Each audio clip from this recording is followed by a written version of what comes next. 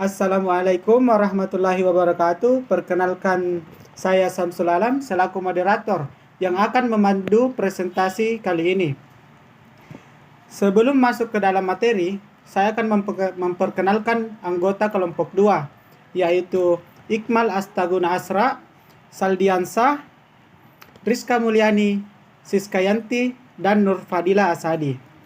Adapun judul materi yang akan kami bawakan yaitu Ragam Bahasa Indonesia. Baik, untuk mengefisienkan waktu, materi pertama akan dibawakan oleh Siskayanti. Dengan ini dipersilahkan. Baik, terima kasih atas kesempatan yang diberikan kepada saya. Langsung saja kita masuk ke pembahasan pertama, yaitu pengertian ragam bahasa.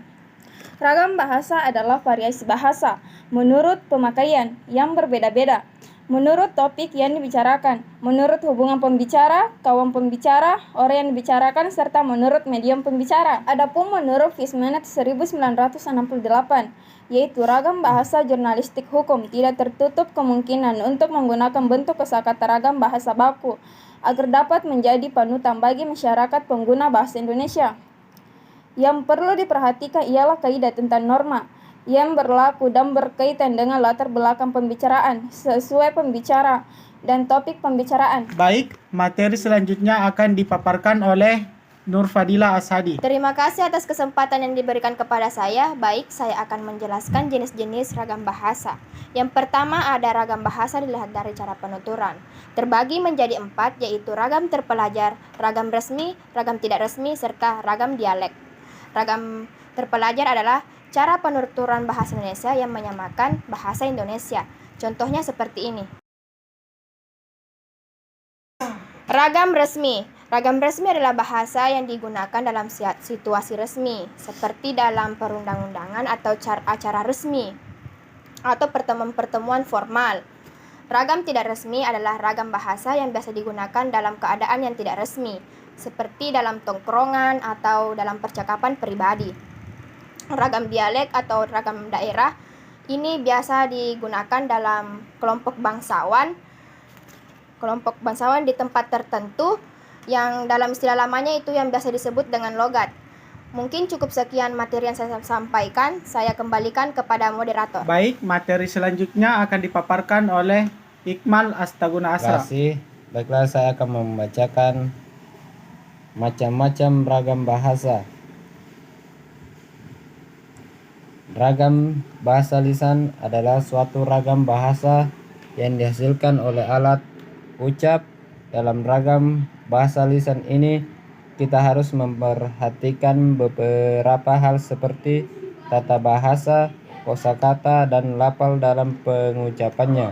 Pengertian ragam tulis adalah bahasa yang dihasilkan dengan memanfaatkan tulisan dengan huruf sebagai unsur dasarnya.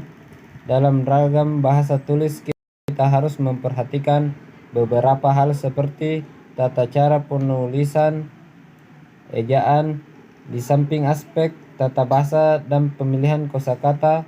Dalam hal ini dituntut untuk tepat dalam pemilihan unsur tata bahasa seperti bentuk kata susunan, kalimat, pilihan kata, kebenaran penggunaan ejaan, dan juga penggunaan tanda baca dalam mengungkapkan ide kita. Baik, materi selanjutnya akan dipaparkan oleh Rizka Mulyani.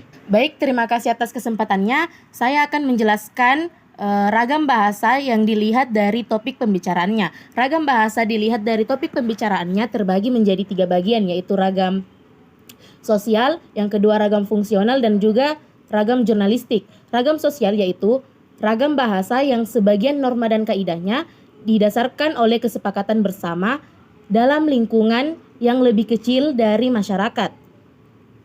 Ragam bahasa yang digunakan dalam keluarga dan juga persahabatan 2 orang yang akrab dapat dikatakan sebagai ragam sosial.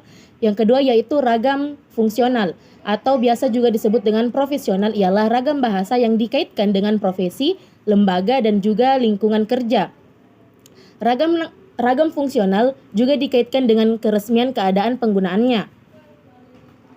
Ragam fungsional dapat menjadi bahasa negara dan bahasa teknis keprofesian seperti bahasa dalam lingkungan keilmuan dan juga kedokteran.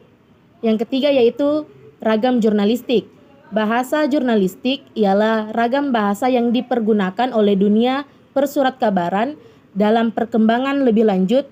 Bahasa jurnalistik ialah bahasa yang dipergunakan untuk seluruh media massa. Dalam hal ini termasuk media massa audio, visual, multimedia. Ragam jurnalistik juga ialah salah satu ragam bahasa yang dibentuk oleh spesifikasi materi yang disampaikannya. Sekian dari saya kembalikan ke moderator. Baik, materi selanjutnya akan dipaparkan oleh Saldiansyah. Penyebab terjadinya ragam bahasa disebut Subriono tahun 2000. Ragam bahasa timbul seiring dengan adanya perubahan di dalam masyarakat. Perubahan itu berupa kualifikasi bahasa yang dipakai sesuai keperluannya. Ada beberapa faktor sebagai penyebab timbulnya ragam bahasa yang ada di Indonesia, yakni seperti di bawah ini. Faktor budaya, faktor sejarah, dan faktor perbedaan demografi. Baik, itulah presentasi dari kelompok 2. Semoga teman-teman yang mendengarkan bukan saja memahami, namun juga menjadikan manfaat untuk kedepannya. Sekian dan terima kasih.